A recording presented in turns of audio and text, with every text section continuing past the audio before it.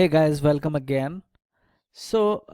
In this lecture, we would be talking about manually installing Kubernetes.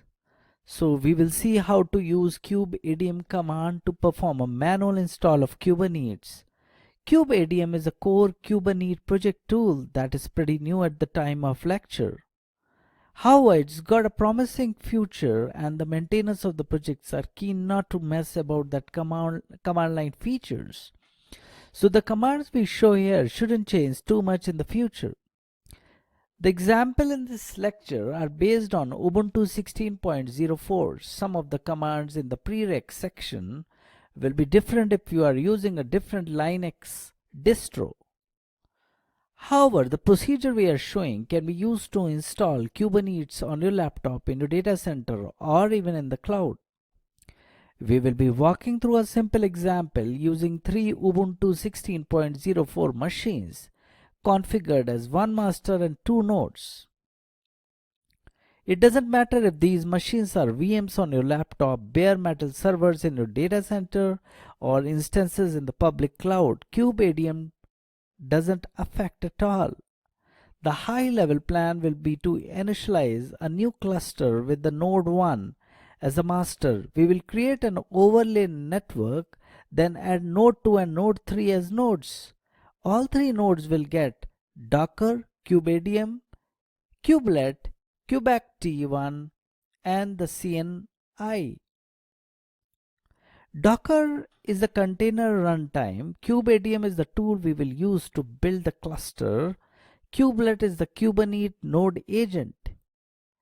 Kubect1 is the standard Kubernetes command line client, and the CNI container network interface installs support for CNI networking. Now we will talk about a couple of prerequisites for the same.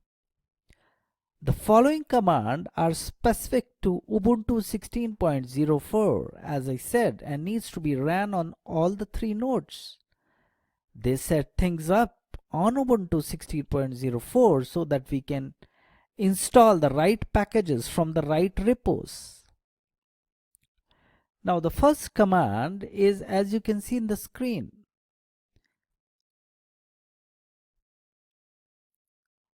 this will start an interactive session. Paste the following 2 lines as separate lines. The terminal will provide the leading greater than sign, which is here.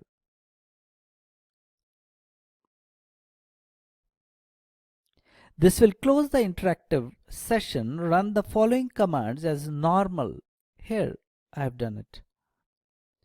With those commands completed, it's time to install Docker, kubeadm, kubectl and kubelet and the CNI.